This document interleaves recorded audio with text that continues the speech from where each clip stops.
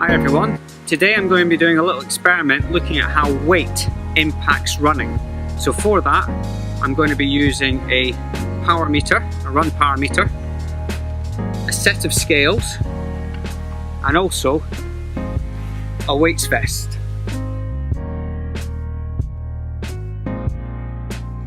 The plan is to look at running at two different power outputs and increasing my weight from my normal running weight and then by 5% and 10%, but running at a set power for those each runs. So there'll be 3 runs at 1 power, regular weight, 5% heavier, 10% heavier, and then a second set of 3 runs, regular weight, 5% heavier, 10% heavier, but at a higher power output, so I'll be running faster. I'm going to do over a 1 kilometer stretch and see the difference in time.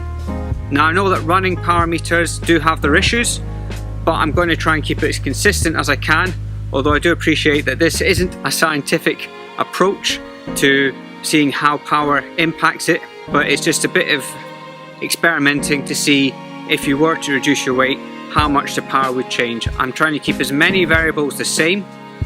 I'm going to have a rest in between each. I'll also be wearing a heart rate monitor, but I'm not going to be using that for reviewing pace or anything like that or effort. I'm going to be basing it purely on the power. In between each run, I'm going to have a bit of a rest, and I'm also going to have to update the power meter to show that I have increased my weight for each of those runs. So the first thing that I'm going to do is get very self-conscious and weigh myself to see what my starting weight is. So I've got the scales. One thing worth noting is if you're planning to do something similar yourself, try and find somewhere quiet. You do get some strange looks standing on scales out in public, as I've just discovered.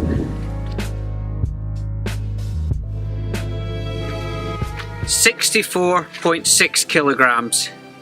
That's with shoes and everything on, so that's my starting point. So I'll be going up to around 71 kilos will be the heaviest at 10%, and my mid-range will be halfway in between those two.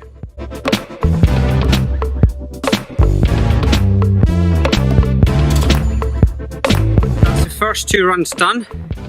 On the first run I averaged 210 watts, and on my second run I averaged 294 watts, so slightly higher than the 200 aimed for and just below. It's quite difficult to get the watts exact whilst running, with slight variations in terrain. It's also worth noting, as I'm sure you can hear, it's been a little bit windy today, which will also impact how difficult it is for me, but that's one of the limitations of running power meters, is they won't be picking up the wind.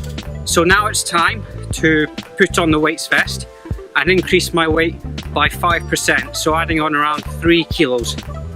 I'll then have to update the power meter through the app with my new stats, increasing the weight to take that into account, and then replicate the 200 and the 300 watt runs. The 200 watt's quite pleasant. The 300 watt, that's averaging over 15k an hour at my regular pace, so it's a little bit unpleasant because having done lots of ultra marathons and endurance events, I haven't done too many 15 km/h runs recently.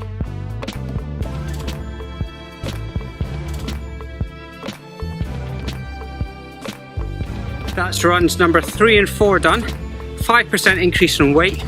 My watts were in the rough area as I had done in the first 2 runs.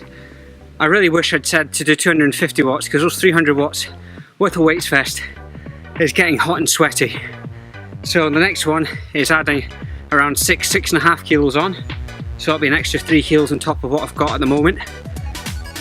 And 2 more runs, but a bit of a rest now just to try and get the heart rate down, recover, just to try and make it a little bit fairer when looking at the heart rate data as well.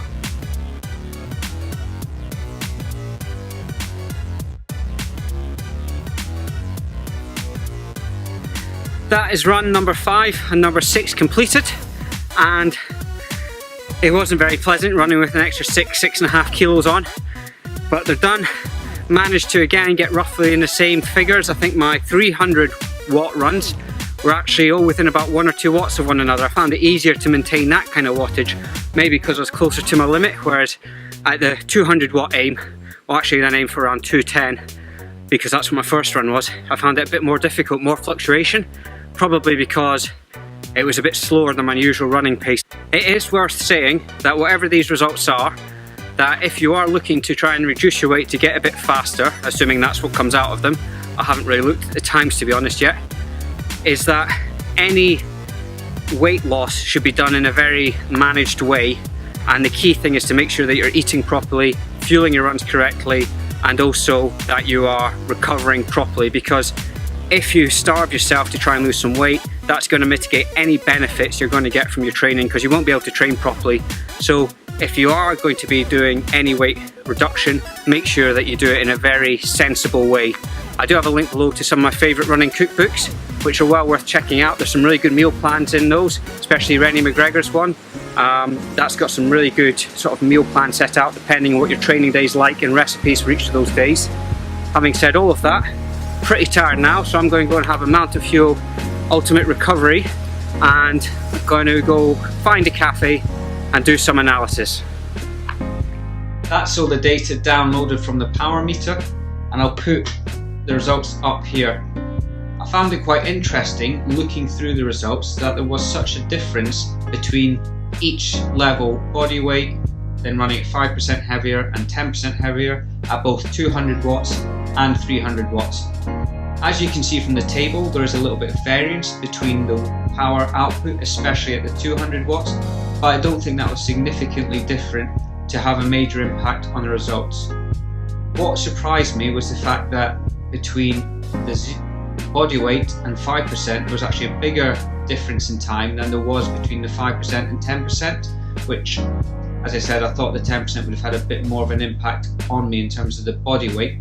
But overall, you can see that if you were running and then take that over 10k, then that would mean that if you were running at body weight versus 5% heavier, so for me that was around 3.5 kilograms, if I was running at 200 watts, that would mean that for a 10km run, I'd either break the hour or be over the hour mark.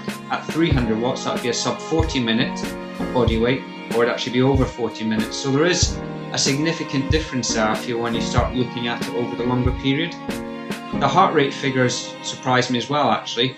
It could be because I was running slower, it meant that the heart rate didn't have to get as high to maintain that pace when I put on the additional weight.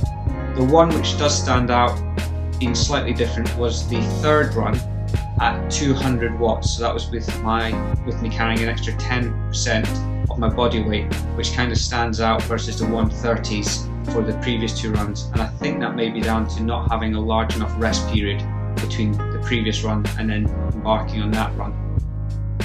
What do these results mean? Well, take them with a massive pinch of salt, because obviously this wasn't in a controlled environment. There are issues with running power meters, as I mentioned, but I think it does show that by reducing your weight, whether that be your body mass or carrying less kit, then you can see that there is quite a difference and the improvements could be made there. For me, I typically run probably with around the 3 kilogram weight when I'm running. On the longer runs, with say a litre of water, food, the mandatory gears probably comes in around 3 kilos, so that felt quite comfortable. So it's good to practice running with that. I hope you found this video useful. If you want to see more things about running with power, a bit more of a scientific approach to training, please let me know in the comments down below. Have you used a power meter for running? I'd love to hear how you use it and how you get on.